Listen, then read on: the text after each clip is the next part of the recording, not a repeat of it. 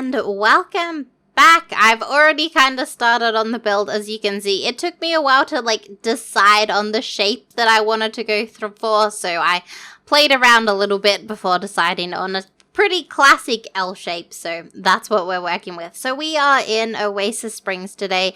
We're building the Small Oasis.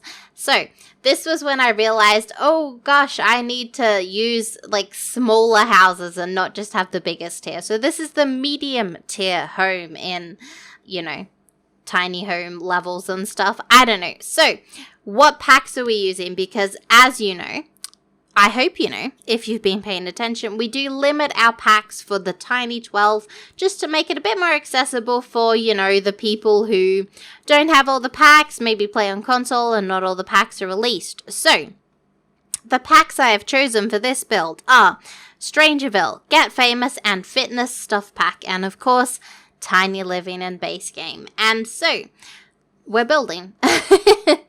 I don't know. I had a lot of fun with this one. I really like how it turned out. I liked the challenge of the smaller shape, and also, I don't know. I like building in the desert. The desert towns are my favorite. I really like the deserty landscape. I know that's unpopular opinion, but I really love Oasis Springs and Strangerville. They're if I had to choose, probably my favorite towns, but I don't live in them too much because I like having the seasonal changes, so I like having the snow, but I really like the desert. I would like to do more Let's Plays in Strangerville. I would enjoy that. And, anyways, I'm going to stop rambling because I'm a rambler. Actually, I have to ramble. You're welcome.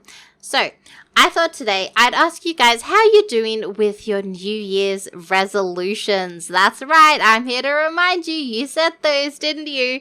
How are they going? Are you doing them? I'll tell you about mine. I didn't specifically set a New Year's resolution because I don't believe in New Year's resolutions, but I do believe in the power of the moon. So, it was a new moon on the 25th of January for me. 24th, I don't know. It was a new moon recently, around the 24th, 25th, depending on your time zone. So I like to set new intentions around the new moon. I know, it's manifesting and stuff. It's a whole thing. I read Moonology by Yasmin Boland, I believe. I think that's what it is. And so I did my first new moon intention setting. So that was really good. And on the full moon, I did a release of all my bad habits. Oh my goodness, it was so satisfying to release all those. I honestly felt like a weight had been lifted off my chest when I did that. Let's talk about the full moon. So what I did is I wrote down a bunch of bad habits that I wanted to let go of. I just wrote them on a paper. I wrote sugar, eating when I'm stressed, all that sort of stuff. I wrote it down, not going to bed early enough. I wrote all my bad habits down.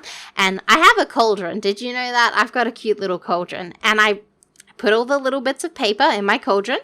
And I put my cauldron in my sink because I'm very paranoid, and I lit it on fire.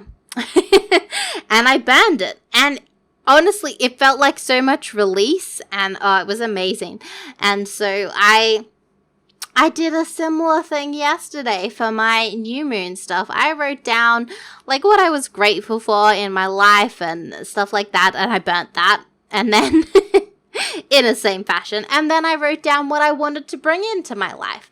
And I burnt that too, because I don't know, I think it's quite symbolic of because you talk about releasing it into the universe, but you don't actually see that, but when you burn it, you do, because you see the smoke floating off in the wind, and it's I don't know, there's something about it.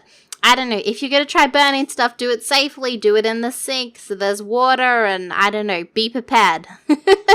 But I honestly found it so, therapeutic and amazing, and I find it really quite draining. It's emotionally draining to do, so that's part of the reason why I have not, done as many of these, because I was, I spent the whole day doing moon stuff. Oh, listen, we know I'm a hippie, but that's it. That's okay. Anyways. Oh, that's fine. I love all the orange in this build, though. I'm just going to say that now. I love all the orange, and I never use this mirror, but I used it. Heck yeah, fitness stuff mirror, and I like the little things on the wall. I don't know. I like it. I could see a male or a female sim living here. Some of my builds, I go, yeah, this is definitely suited for like a more of a like a feminine sim, but I think a masculine sim would work pretty well in here. My problem with tiny homes is that like you can't really expand them when your sims have kids, and most of the time they do have kids, and so it's like, ugh, and I don't know. It's just a struggle I find. I don't know, like, I guess you could expand this, but like, I don't know, you'd have to like reorganize everything, and that's my problem with the tiny homes, but that's okay. I totally derailed there. I was like, yeah, moon, and then I'm like, you know, my problem with tiny living is this. That's okay. But yes, tell me, how are you doing with your New Year's resolutions? Have you been sticking to them? Did you, like, is this a good, like, little nudge for you? Like, are you working on them? Are you growing as a person? Because, by the way, if you didn't watch my 2020 channel goals, one, you should have, and you can go back and watch that now. But two, I set the challenge for you to grow. I want us to grow together and be all, like, amazing and stuff together. Anyways, the video is coming to an end. You can find this build on the gallery. Did you see my sneaky baby Yoda? Anyways, thank you so much, and I will see you all next time. Bye bye.